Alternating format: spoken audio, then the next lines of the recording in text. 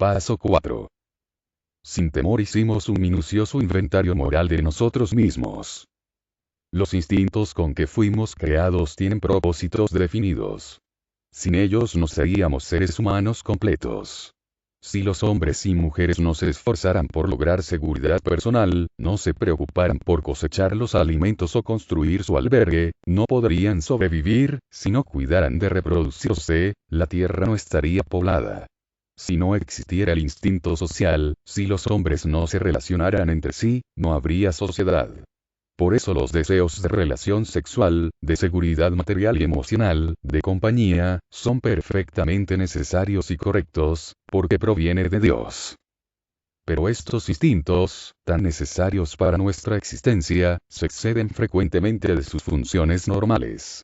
De manera ciega, poderosa y muchas veces sutil, nos conducen, nos dominan e insisten en manejar nuestras vidas. A menudo nos tiranizan los deseos de sexo, de seguridad material y emocional y de ocupar un lugar prominente en la sociedad. Cuando se salen de su cauce, los deseos naturales del hombre le originan grandes tribulaciones, llegando prácticamente a causar todos sus problemas. Ningún ser humano, por bueno que sea, está exento de estas dificultades.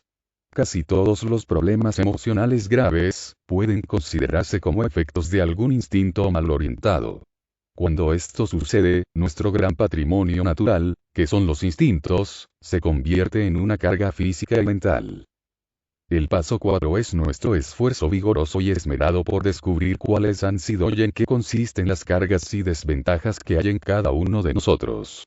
Queremos hallar exactamente cómo, cuándo y dónde se han deformado nuestros deseos naturales. Tratamos de ver honradamente la infelicidad que por esta causa se ha inferido a otras personas y a nosotros mismos. Al descubrir nuestras deformaciones emocionales, podemos movilizarnos hacia su corrección. Sin un esfuerzo voluntario y persistente para hacerlo, es muy escasa la sobriedad y la felicidad que podemos lograr. Sin un inventario cuidadoso y valeroso, muchos de nosotros hemos visto que se encuentra muy lejana la fe que puede obrar en nuestro diario vivir.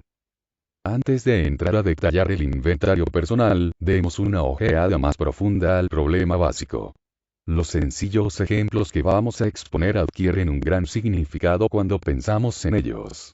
Supongamos que una persona coloca el deseo sexual por encima de toda otra consideración. En tal caso, ese imperioso estímulo destruirá sus posibilidades de encontrar seguridad material y emocional, a la vez que le impedirá conservar su posición dentro de la sociedad. Otra persona podrá desarrollar una obsesión desenfrenada por la seguridad económica, y solo pensará en acumular y guardar el dinero.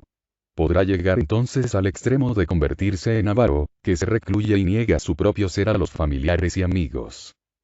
No siempre el anhelo de seguridad se expresa en términos de dinero.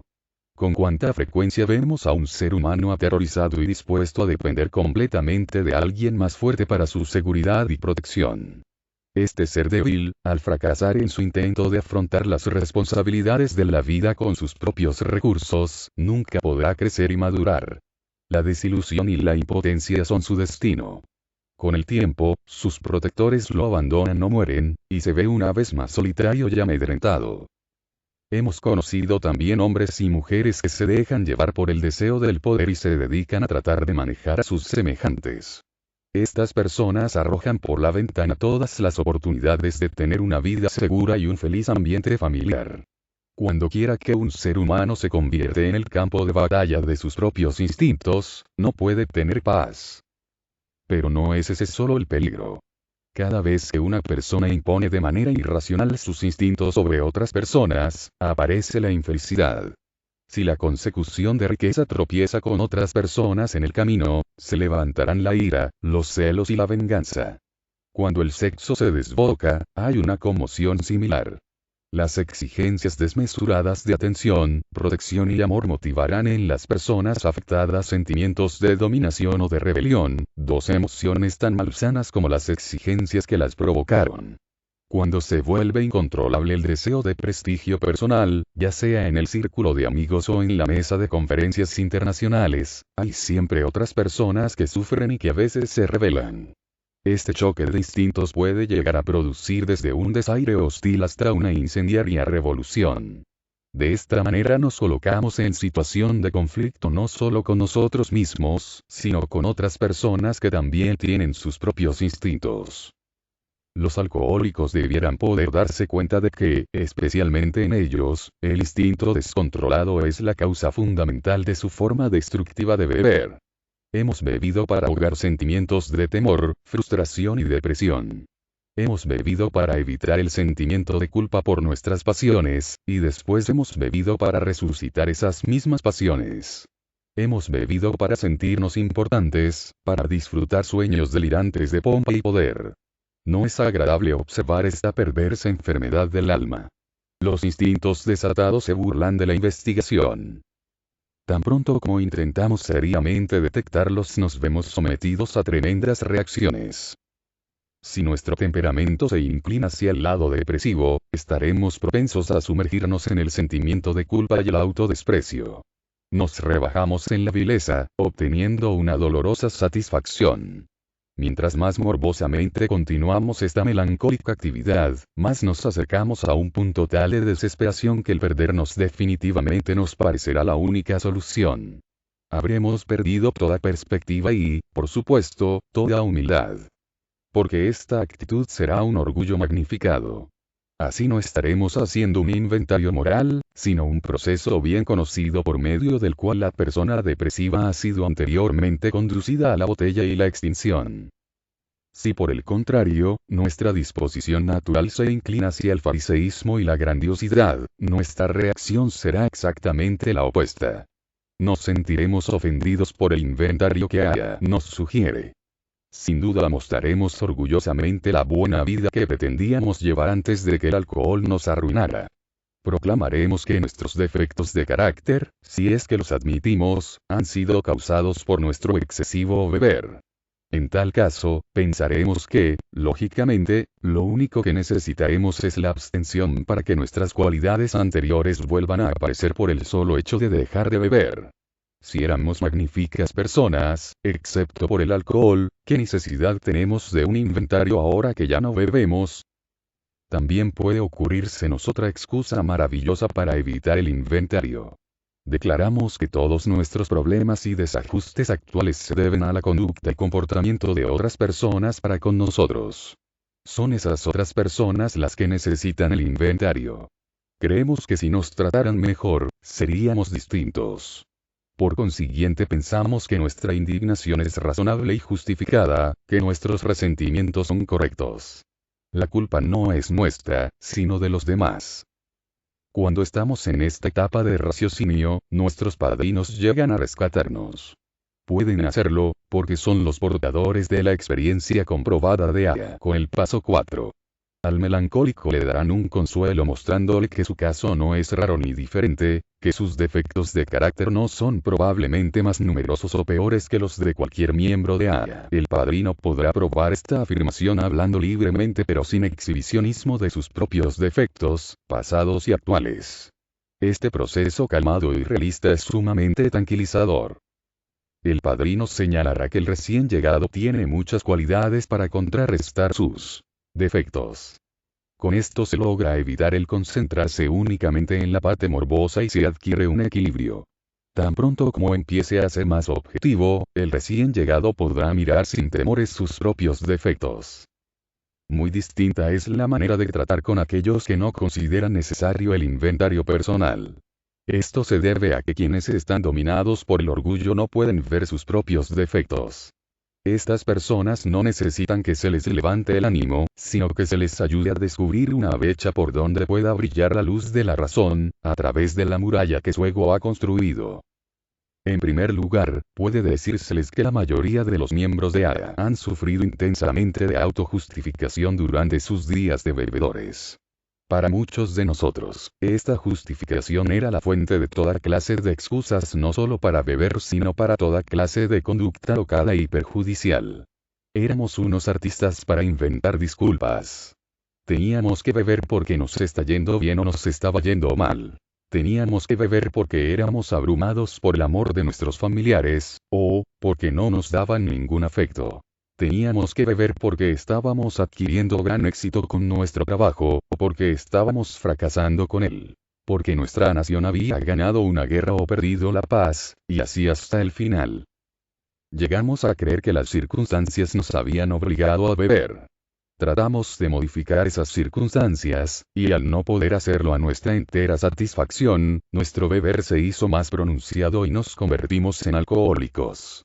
Nunca se nos ocurrió que necesitábamos cambiar nosotros para acomodarnos a las circunstancias, cualesquiera que fuesen.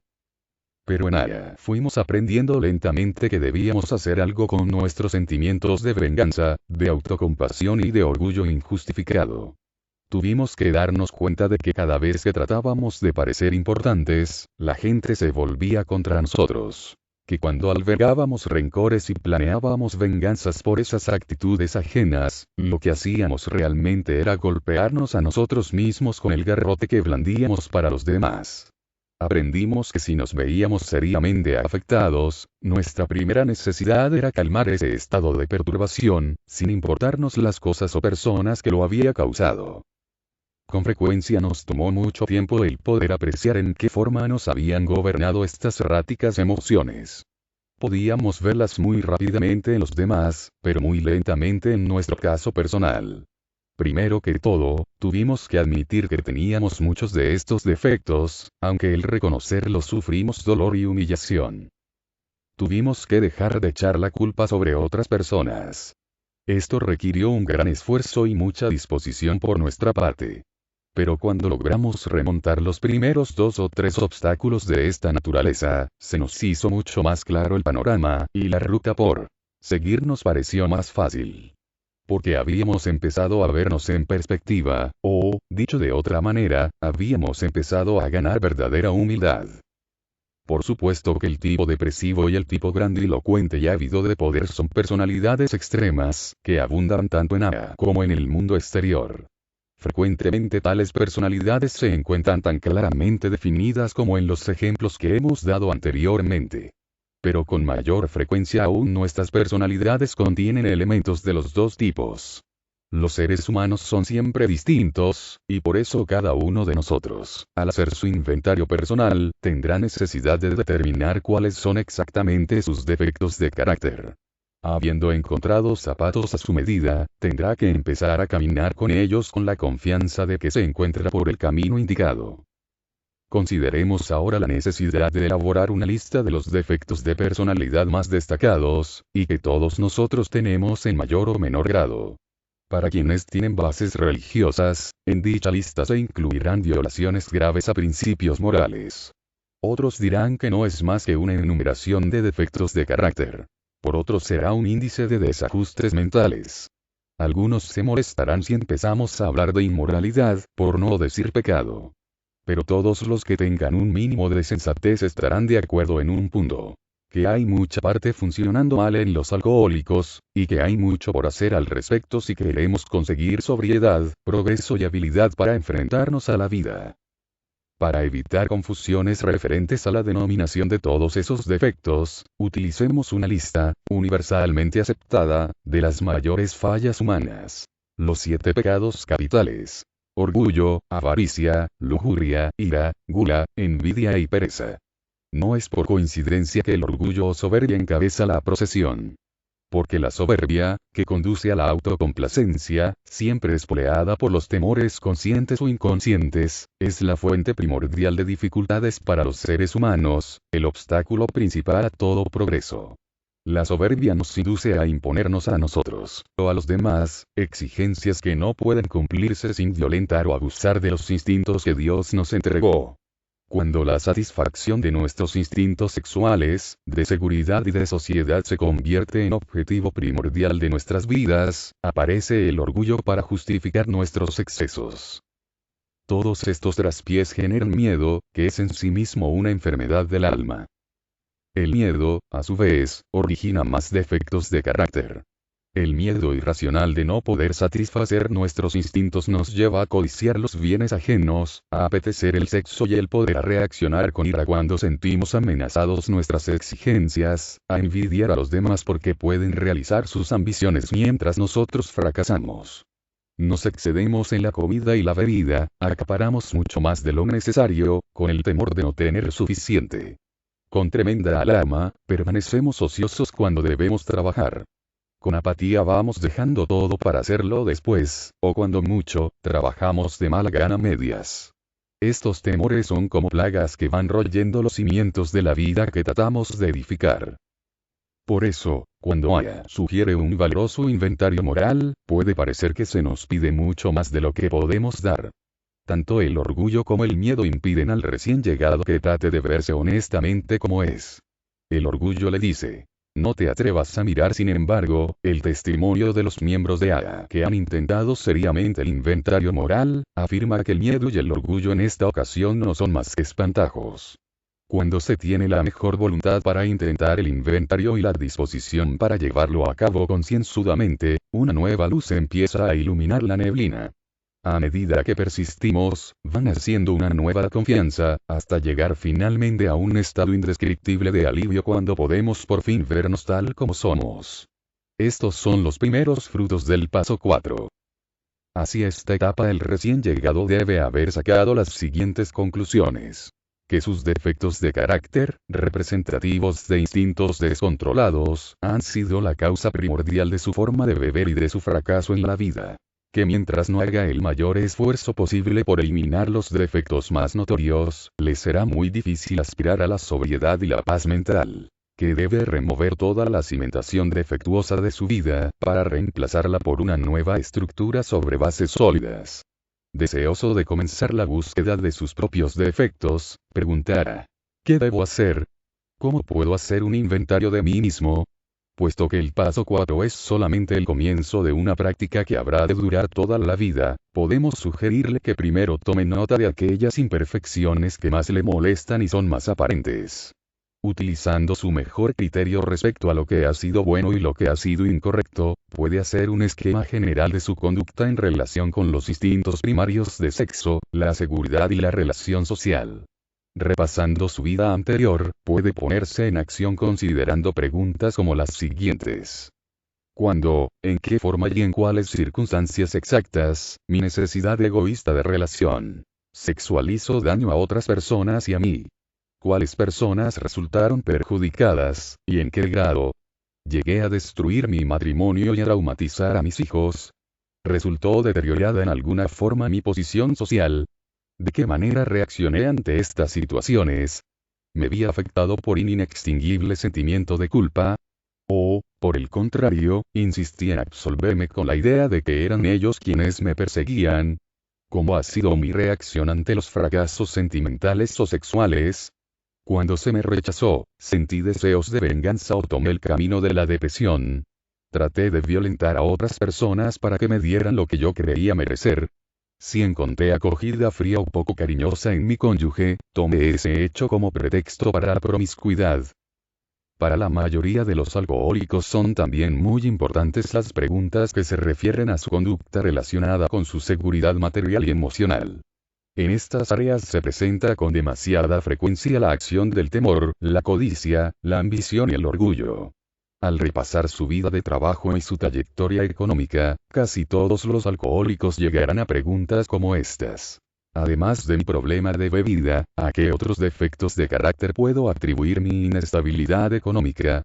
¿Tuve miedo o algún sentimiento de incapacidad para mi profesión, en forma tal que dejé perder la confianza en mí mismo y me vi por ello envuelto en conflictos? Traté de disimular ese sentimiento de incapacidad por medio de la mentira, el engaño, o la evasión de mis responsabilidades. Llegué a pensar que los demás no reconocían mis aptitudes excepcionales. Sobrevaloré mis condiciones personales tratando de ser un personaje. Traicioné a mis amigos o asociados a causa de mi ambición.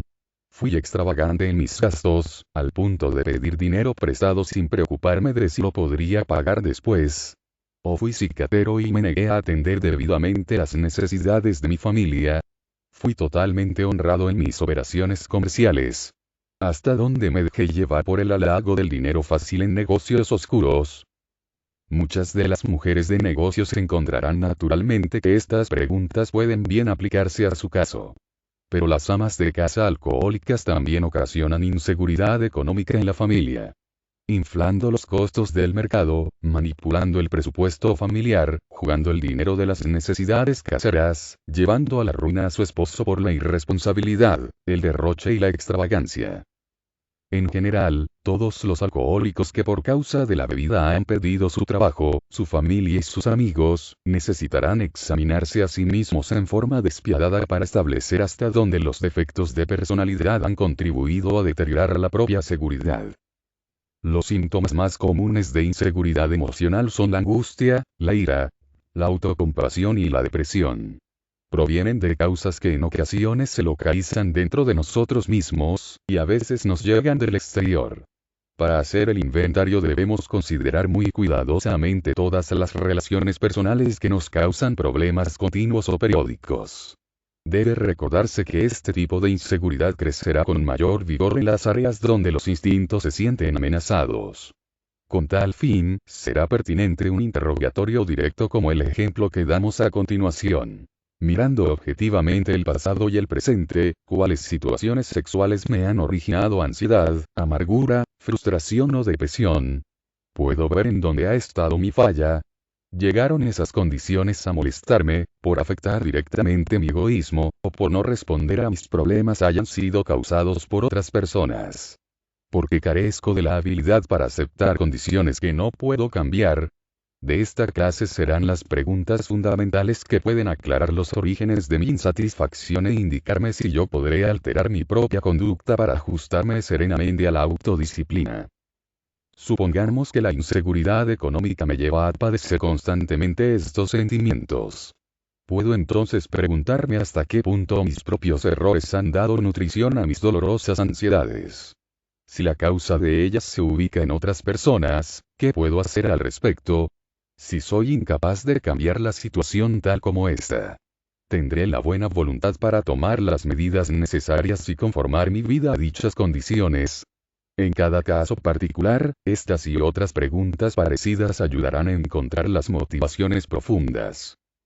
Pero el mayor sufrimiento que hemos padecido se ha originado en la deformada relación que hemos tenido con la familia, los amigos y la sociedad en general. Hemos sido especialmente torpes y porfiados con esto.